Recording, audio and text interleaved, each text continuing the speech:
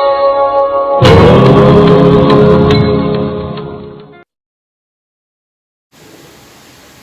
friends, இன்னைக்கு நம்ம சேனல்ல நம்ம என்ன வீடியோ பார்க்க போறோம்னா கேரளா உதிரி கொலா புட்டு அது எப்படி செய்யறதுங்கறத பார்க்கலாம். ஃபர்ஸ்ட் அதுக்கு தேவையான பொருட்களை எடுத்து வச்சிருக்கோம். ஃபர்ஸ்ட் பாருங்க, இது வந்து அரிசி மாவு வந்து நம்ம வீட்லயே ரெடி பண்ணிக்கலாம். நான் வந்து கடையில வாங்கி வச்சிருக்கோம். அரிசி மாவு தேவையான அளவுக்கு எடுத்துக்கோங்க. அதுக்கு அப்புறம் வந்து தேங்காய் துருவல் வந்து இந்த அளவுக்கு நமக்கு தேங்காய் துருவல் வந்து தேவை. துருவி எடுத்து வச்சுக்கோங்க. இங்க வந்து தண்ணி ஊத்தி சர்க்கரையை வந்து பாகு காய்ச்சி வச்சுருக்கோம். கலருக்காக கொஞ்சமாக ஜிலேபி பவுடர் போட்டிருக்கோம். இந்த மாதிரி பாகு காய்ச்சி எடுத்து வச்சுக்கோங்க. அதுக்கப்புறமா நம்ம சமையலுக்கு தேவையான யூஸ் பண்ணுவோம் இல்லையா எண்ணெய், அந்த எண்ணெய். அதுக்கப்புறமா ஒரு சின்ன டம்ளர், இவ்வளோ தான் நம்மளுக்கு தேவை. வாங்க எப்படி செய்கிறதுங்கிறத பார்க்கலாம். ஃப்ரெண்ட்ஸ், நம்ம பச்சரிசி மாவு எடுத்து வச்சுருக்கோம். இப்போ நல்லா கொதிக்க வச்ச தண்ணி இருக்குது, சுட தண்ணி. கொஞ்சம் கொஞ்சமாக விட்டு இதை வந்து கலந்துக்கலாம். ரொம்ப சூடாக இருக்கும், கை வைக்க வேணாம், ஸ்பூனில் கலந்துக்கோங்க. கொஞ்சம் கொஞ்சமாக இந்த மாதிரி தண்ணி விட்டு நம்ம கலந்து எடுத்துக்கலாம்.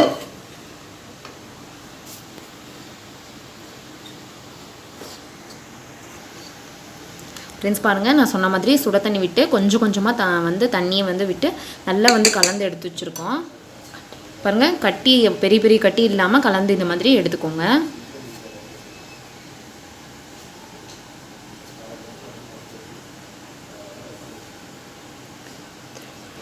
நல்ல உதிரி உதிரியாக இருக்குது பாருங்கள், இந்த மாதிரி இருக்கணும். நல்ல உதிரி உதிரியாக வரணும் இந்த மாதிரி. ஃப்ரெண்ட்ஸ் பாருங்கள், இந்த மாதிரி நம்ம கலந்து வச்சுருக்க மாவை இப்படி பிடிக்கும்போது கரெக்டாக இந்த மாதிரி வரணும். இப்படி வந்துருந்துச்சுன்னா நம்ம கரெக்டாக செஞ்சுருக்கோன்னு அர்த்தம். நம்ம கொலாப்புட்டுக்கு ரெடியாக இருக்குதுன்னு சொல்லிட்டு அர்த்தம். இந்த மாதிரி தான் இருக்கணும், உடையாமல் இருக்கணும் பாருங்கள், இந்த மாதிரி. அப்படி உங்களுக்கு வரலன்னா நீங்கள் தண்ணி அதிகமாக சேர்த்துருக்கீங்க அப்படின்ட்டு பாருங்கள், இந்தளவுக்கு கரெக்டாக இருக்கணும் பதம். ஃப்ரெண்ட்ஸ் பாருங்கள், இந்த மாதிரி இட்லி தட்டில் துணியை போட்டு வச்சுருக்கேன். இதை மாதிரி எடுத்து வச்சுக்கோங்க. கொலாப்புட்டு பண்ணுற அச்சு இல்லாதவங்க இந்த மாதிரி ஒரு டம்ளர் இருந்தால் போதும் நம்ம வீட்டில். இந்த டம்ளரில் வந்து ஒட்டாமல் இருக்கிறதுக்காக ஃபஸ்ட்டு எண்ணெய் வந்து விடுறோம். அந்த எண்ணெய் ஊற்றி இந்த மாதிரி ஃபுல்லாக தொடச்சி விட்டுக்கோங்க. உள்ளுக்குள்ளே எண்ணெய் வந்து பூசி விடுங்க இந்த மாதிரி.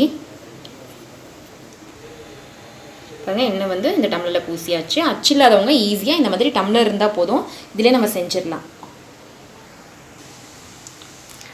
ஃப்ரெண்ட்ஸ், நம்ம புட்டுக்கு ரெடியாக இங்கே வந்து ரெடி பண்ணிச்சிட்டோம். அதே மாதிரி தேங்காய் ரெடியாக வச்சுருக்கோம். இப்போ எப்படி இந்த டம்ளரில் வந்து போடுறது அப்படின்னு சொல்லிட்டு பார்க்கலாம். ஃபஸ்ட்டு எண்ணெய் பூசி வச்சுருக்கோம் ஒரு டம்ளரில்.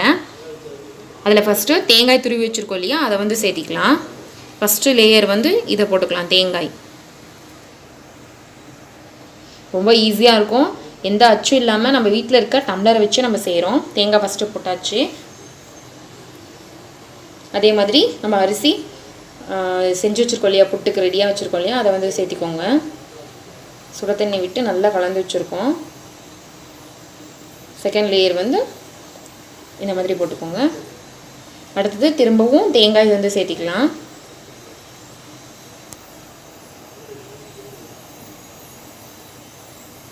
ரொம்ப சிம்பிளாகவும் இருக்கும், டேஸ்ட்டாகவும் இருக்கும். கண்டிப்பாக ட்ரை பண்ணி பாருங்கள். அடுத்தது இந்த மாதிரி புட்டு மாவு வந்து சேர்த்திக்கலாம்.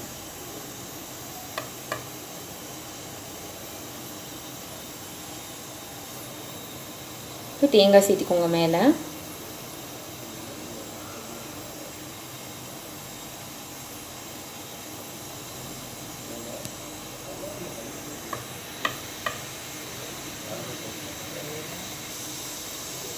ஃபைனலாக தேங்காய்க்கு மேலே இந்த மாதிரி புட்டு மாவு சேர்த்திக்கோங்க.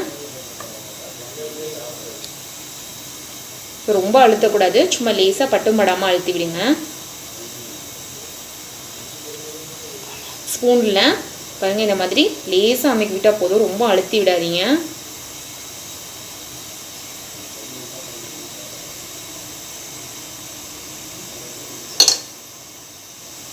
ப்ளஸ் நம்ம சேனலில் நீங்கள் இன்னும் சப்ஸ்கிரைப் பண்ணலைன்னா இந்த வீடியோ கீழே சப்ஸ்கிரைப்னு இருக்கும், சப்ஸ்கிரைப் பட்டனை வந்து கிளிக் பண்ணிக்கோங்க. கூடவே பெல் ஐக்கானையும் கிளிக் பண்ணிக்கோங்க. அப்போ தான் நான் போடுற ஒவ்வொரு வீடியோவும் உங்களுக்கு நோட்டிஃபிகேஷனாக உங்கள் மொபைலுக்கு வரும். பாருங்கள், இப்போ ரெடி பண்ணிட்டோம். ஃப்ரெண்ட்ஸ், இட்லி தட்டு நம்ம ரெடியாக வச்சுருக்கோம் இல்லையா, அதில் வந்து இப்போ நம்ம டம்ளரில் வந்து ஃபில் பண்ணிட்டோம். இப்போ மெதுவாக வந்து கவுத்துங்க. நீங்கள் இங்கே வச்சு செஞ்சிங்கன்னா ஈஸியாக இருக்கும்.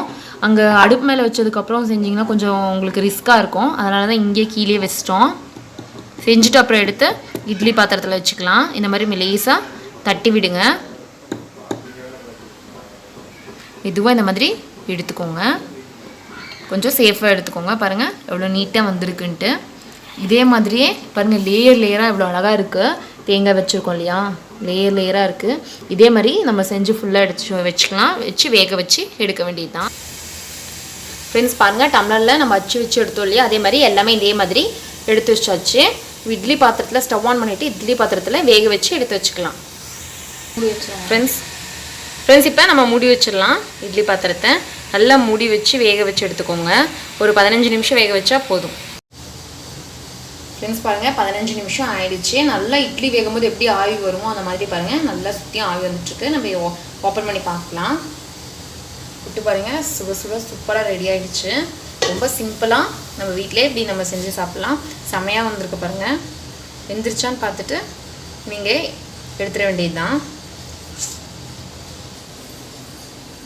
ஃப்ரெண்ட்ஸ். இட்லி பாத்திரத்துலேருந்து குழப்பத்தை எடுத்து கீழே வச்சாச்சு.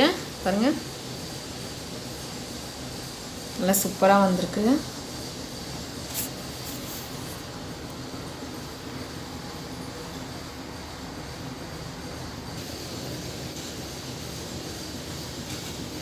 பாருங்கள் இட்லி எடுக்கிற மாதிரி மெதுவாக லைட்டாக எடுத்துக்கோங்க.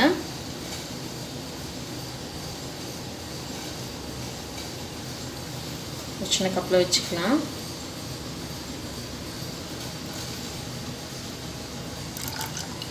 ஃப்ரெண்ட்ஸ் பாருங்கள் சர்க்கரை பாகு வந்து கொஞ்சம் சூடு பண்ணிக்கோங்க லைட்டாக. நம்ம ஆல்ரெடி வந்து இதை வந்து நல்லா காய்ச்சி வச்சுருக்கோம். இப்போ வந்து லேசாக சூடு பண்ணிட்டோம். இனிப்புக்கு வந்து இதுதான் நம்ம யூஸ் பண்ணிப்போம். சர்க்கரை பாகை இந்த மாதிரி மேலே வந்து ஊற்றிக்கோங்க.